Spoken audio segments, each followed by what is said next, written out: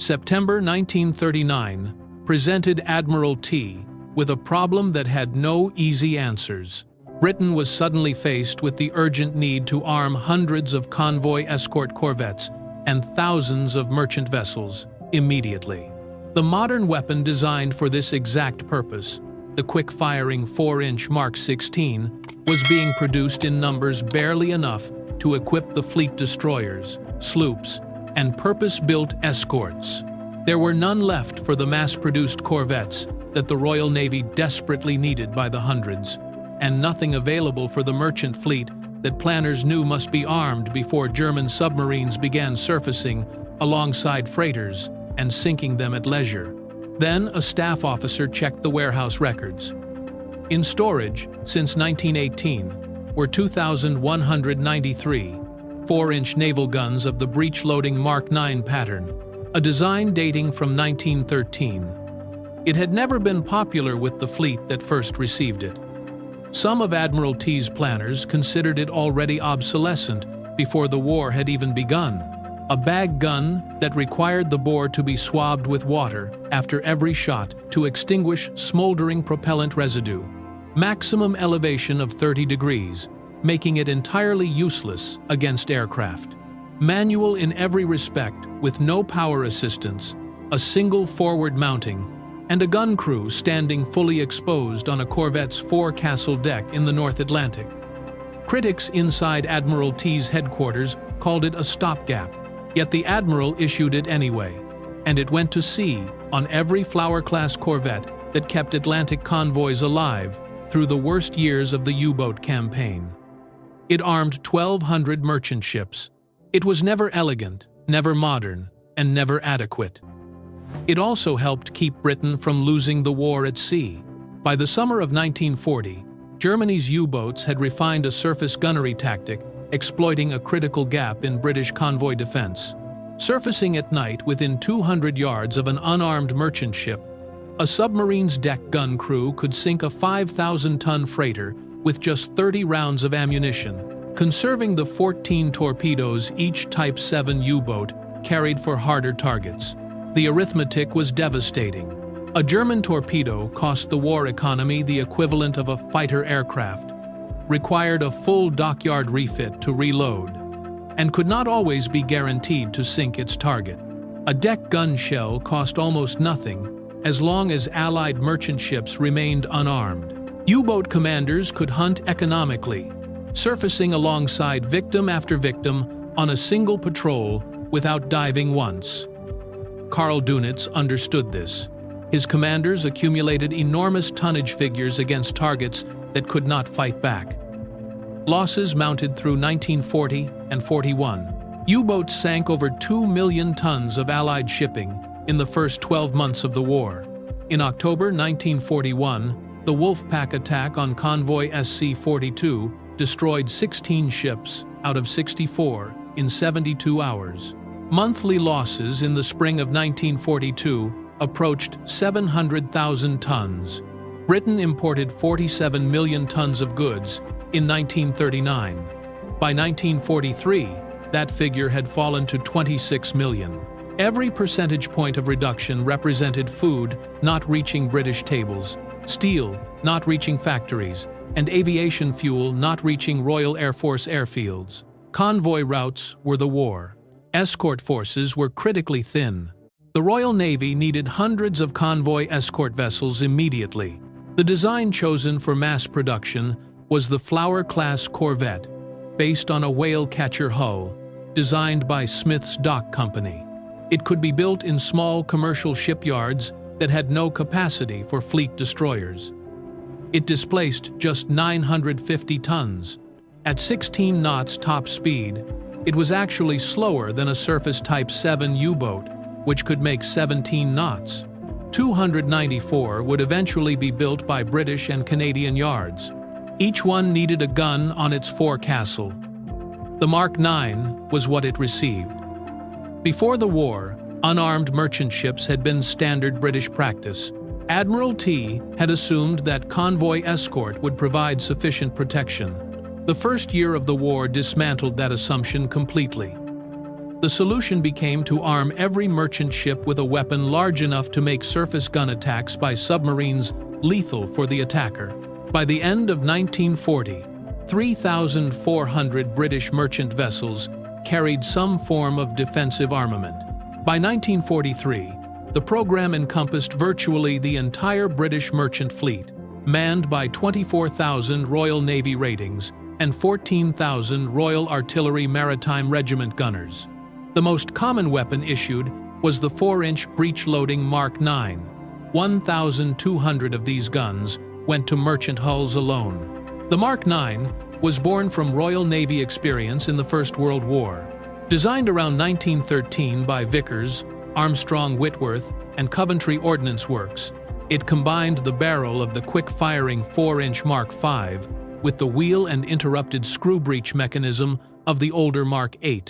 The combination was a deliberate compromise. A fully quick-firing mechanism required a one-piece fixed cartridge, which limited shell weight. The breech-loading system accepted a separate bagged propellant charge, allowing a heavier projectile.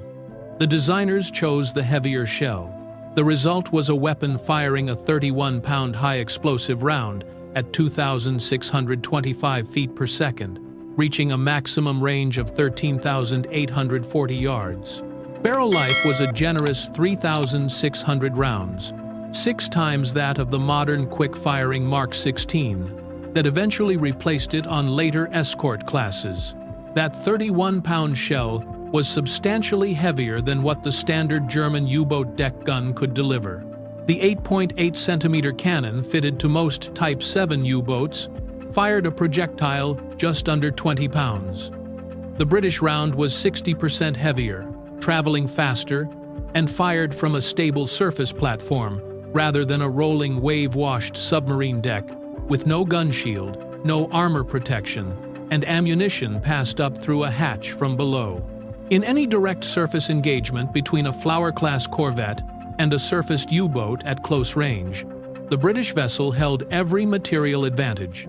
The gun fired high-explosive, semi-armor piercing, and star shells for night illumination.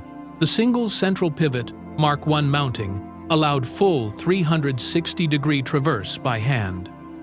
The crew stood in the open. There was no protection of any kind. Engagements were measured not in miles, but in yards, sometimes in mere dozens of yards. The tactical doctrine against a surface submarine was direct.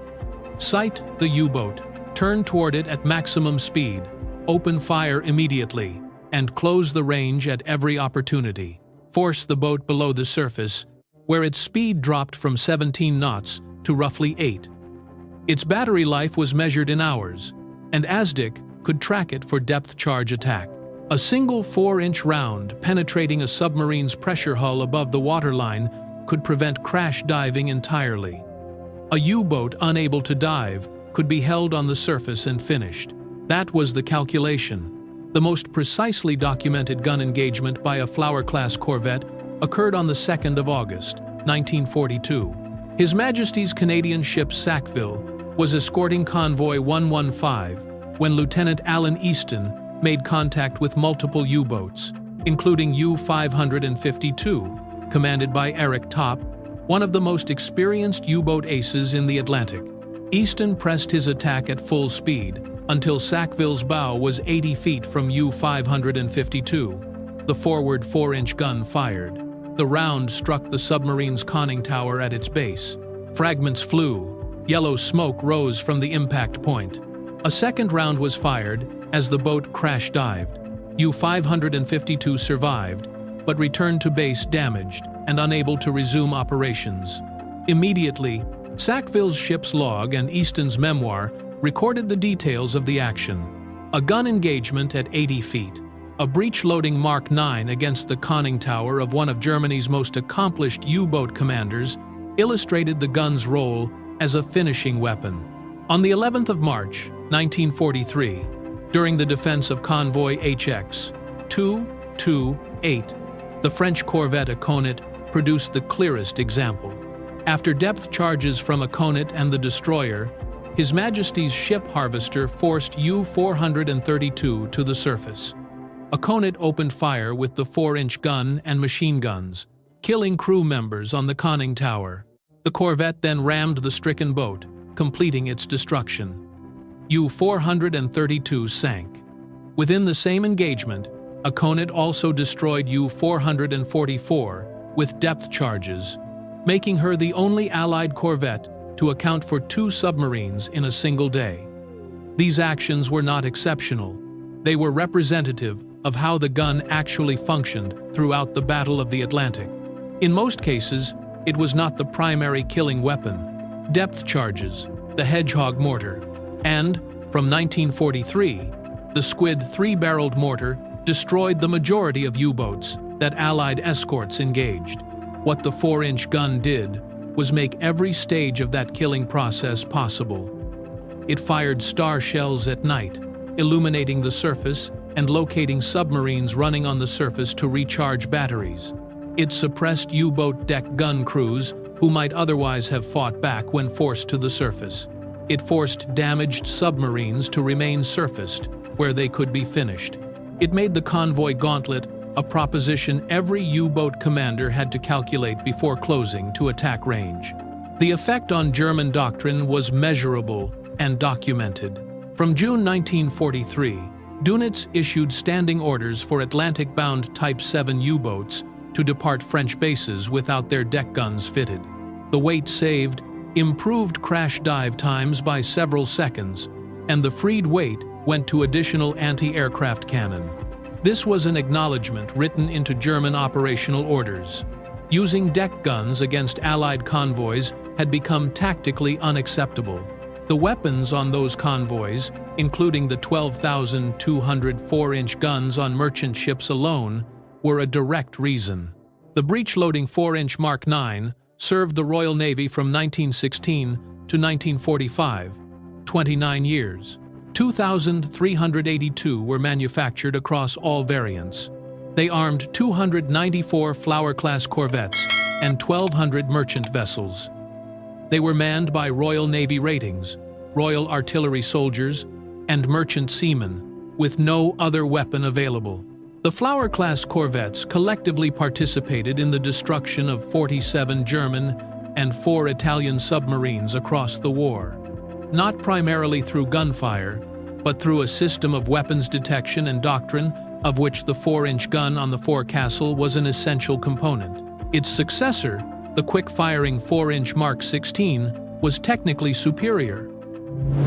Faster rate of fire, 80-degree elevation for anti-aircraft engagement, greater maximum range, fixed ammunition requiring no bore swabbing. It armed Black Swan-class sloops and Hunt-class escort destroyers, forming the elite of the escort forces. Captain Walker's 2nd Support Group, equipped with Black Swan-class sloops, carrying 6 modern 4-inch guns each and 3 twin mountings, sank 23 submarines.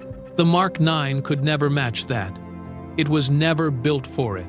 What the Mark IX was built for was being there in 1913, sitting in a warehouse in 1939 when nothing better was available.